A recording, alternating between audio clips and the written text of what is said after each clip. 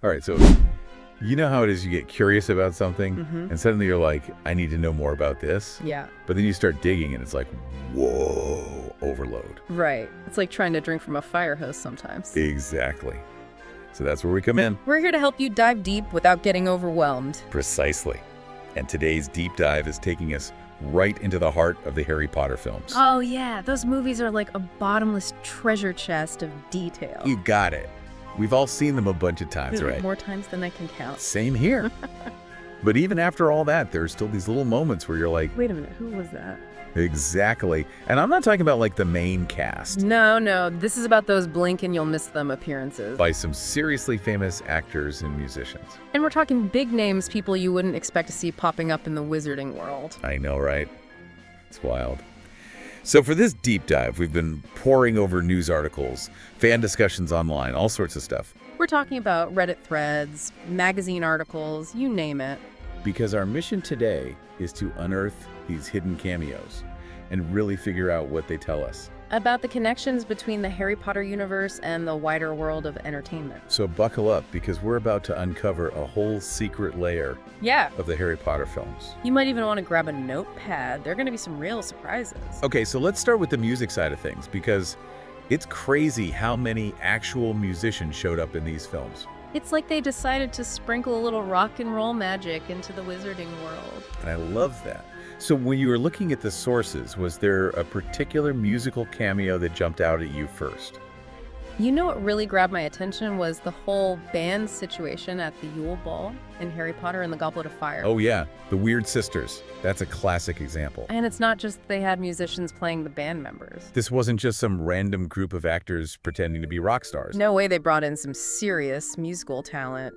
Like Jarvis Cocker, the frontman of Pulp. He's the lead singer Myron Wagtail.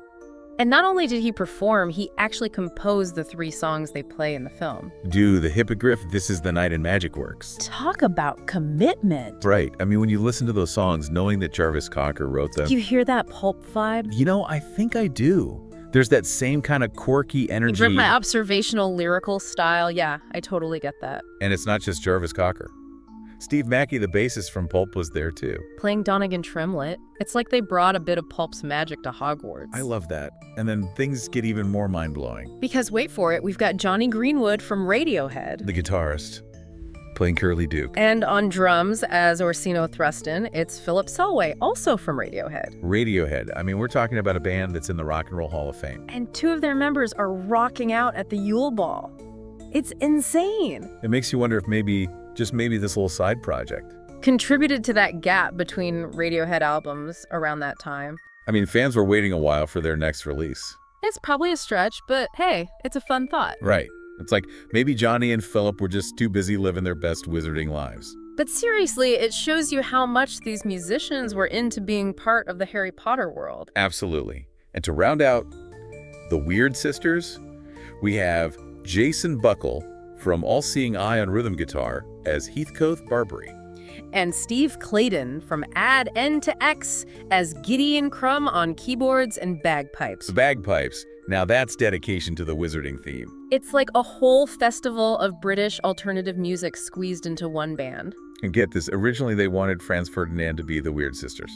No way! Really? That didn't work out scheduling-wise or something. Well, I guess when you can't get Franz Ferdinand, you aim for the next level of awesome. And they definitely achieved that with the Weird Sisters. It's like a who's who of British music. It shows you the kind of pull Harry Potter had even established. Bands were eager to be involved. Absolutely. And the musical surprises don't stop there. Oh no, not even close. We also have Ian Brown, the frontman of the Stone Roses, making a very subtle appearance in Harry Potter and the Prisoner of Azkaban. This one is easy to miss. He's just chilling in the leaky cauldron. But what he's doing is so strange and intriguing. He's stirring his tea, and it looks like he might be doing it without his wand. Wandless magic. That's supposed to be really difficult. And on top of that, he's reading Stephen Hawking's A Brief History of Time. A wizard reading a science book? That detail blew my mind. It sparked a lot of discussion online. People were like, what's the meaning of this? Right. It's so unexpected. And when you consider that Ian Brown's 2001 solo album, Music of the Spheres, is all about celestial movements. It's like a little hidden connection. Maybe a hint about his character's interests, or just a fun Easter egg for fans. It definitely adds a layer of mystery to his cameo. And then we have Jessie Nelson, who went on to become a huge pop star with Little Mix. Before she was topping the charts, she was actually at the Yule Ball in Harry Potter and the Goblet of Fire. Just a regular student in the crowd. It's amazing to see how far she's come since then. Talk about a glow up. And speaking of pre-fame appearances, what about Julianne Howe and her brother Derek Hough? The Dancing with the Stars superstars, they were both Hogwarts students in Harry Potter and the Philosopher's Stone. Julianne was apparently super excited to be in the Quidditch scenes. And rumor has it, Derek was sorted into Ravenclaw. It's fun to imagine them hanging out at Hogwarts before they became household names. And last but certainly not least, in the music department, we have Nick Cave. The legend himself.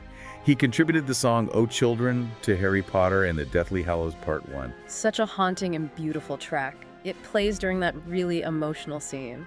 After Ron leaves and Harry and Hermione are left to deal with everything. And apparently Nick Cave specifically chose a lesser-known song for the film. Not one of his big hits. He wanted something that would perfectly capture the mood of that moment. And he nailed it. Oh. Children just fits so well with that scene. It's a testament to his artistic vision. So yeah, the Harry Potter films were basically a magnet for musical talent. It's like they threw a giant wizarding party and all the coolest musicians showed up. All right, well, now that we've explored the music side of things, let's turn our attention to the acting world. Because believe it or not, there are just as many surprising cameos from well-known actors. Actors you know and love, but might not have recognized in their Harry Potter roles. It's like a game of Where's Waldo, but with famous faces. And it shows you how much respect the Harry Potter films had within the industry. Even big-name actors were willing to take on smaller parts. Because they wanted to be a part of this magical world. So let's start with someone who needs no introduction. Michelle Fairley, aka Caitlin Stark from Game of Thrones. She played Hermione's mom in Harry Potter and the Deathly Hallows Part 1. A brief but important role. And it's interesting because she actually replaced another actress who played Hermione's mom in an earlier film. These things happen in long-running series, but it's a fun connection for fans of both Harry Potter and Game of Thrones. Absolutely. Then we have Frank Delane, who played Nick Clark in Fear the Walking Dead. He had a pretty chilling role as the teenage Voldemort in Harry Potter and the Half-Blood Prince. That flashback scene was crucial for understanding how Voldemort became the villain we all know and fear. And Frank Delane really captured the darkness and ambition of young Tom Riddle. It's a performance that stays with you. And then there's Zoe Wanamaker, a legend of British television. She was in My Family and The Edge of Darkness and so many other great shows. She played Madame Hooch, the flying instructor in Harry Potter and the Philosopher's Stone. Now this is interesting. Madame Hooch's role was supposed to be bigger. But the director realized that Professor McGonagall could handle most of her lines. So her character was kind of scaled back. It's fascinating to see how these decisions are made during filmmaking. And speaking of familiar voices, we have Jessica Hines. Brilliant comedian, known for Spaced, 2012, W1A, you name it. She provided the voice of Mafalda Hopkirk in Harry Potter and the Goblet of Fire. The Ministry of Magic official whose voice we hear when Harry gets that howler. It's a cameo you can easily miss if you didn't recognize her distinctive voice. Definitely a case of, hey, I know that voice. Okay, now this one is a real what could have been moment. Rick Mayall, the comedy genius behind Blackadder and the Young Ones. He was actually cast as Peeves the Poltergeist. Can you imagine the chaos he would have brought to that role? It would have been legendary. Wow. But sadly, the character was cut from the films. It's a shame because Peeves is such a fun character in the books. Apparently, the filmmakers just couldn't figure out how to make him work on screen. Which is understandable, but still disappointing for Rick Mayall fans. We did get another comedy icon, though, Paul Whitehouse, from The Fast Show. He appeared in a deleted scene from Harry Potter and the Prisoner of Azkaban. As Sir Cadogan, the overzealous knight who guards the Gryffindor common room for a while. Fun fact, Paul Whitehouse is one of Johnny Depp's favorite actors. Small world, right? Even in the Wizarding universe. It's like everyone's connected somehow. Then we have Kate Fleetwood, a fantastic stage actress. She played Mary Cattermole in Harry Potter and the Deathly Hallows Part 1. The witch the trio rescues from Dolores Umbridge at the Ministry of Magic. She didn't have a ton of screen time, but she made a big impact. Her performance was so powerful and really conveyed the fear of those being persecuted by Umbridge. Absolutely. And who could forget Dawn French as the portrait of the fat lady? The guardian of the Gryffindor common room, She brought so much humor to that role. especially when she's being difficult about the password. Classic Dawn French. And we also have Jamie Campbell Bower, who played the younger Gellert Grindelwald in Harry Potter and the Deathly Hallows Part 1. He was also Caius Volturi in the Twilight movies. Talk about being part of two major fantasy franchises. And there's a real-life connection there, too. He and Bonnie Wright, who played Ginny Weasley, actually dated after meeting on set. Oh, that's sweet. Hogwarts love stories. Now, this next one is really interesting when you consider the timing.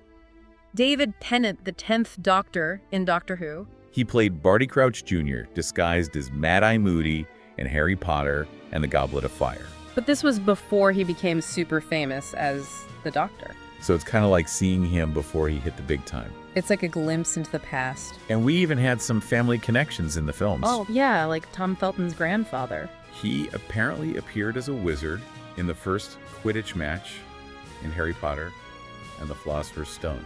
That's so cool. It's like they brought a bit of Tom Felton's real family into the wizarding world. And for our UK listeners, the actor who played Roger Davies was also Mark Donovan in The Inbetweeners. That's a fun one. It's like two worlds colliding. Honestly, when you look back at the Harry Potter films, it's amazing how many familiar faces were there all along. It really makes you appreciate the depth and richness of the casting. It gives you a whole new reason to rewatch the movies. Because now you can play Spot the Cameo. So for all you listeners out there, which of these unexpected appearances surprised you the most? It's something to think about next time you're having a Harry Potter marathon. It just goes to show you how interconnected the entertainment industry is. And how even the smallest roles can have fascinating stories behind them. It makes you wonder what other hidden connections are out there. What other surprises are waiting to be discovered in the Harry Potter universe or beyond?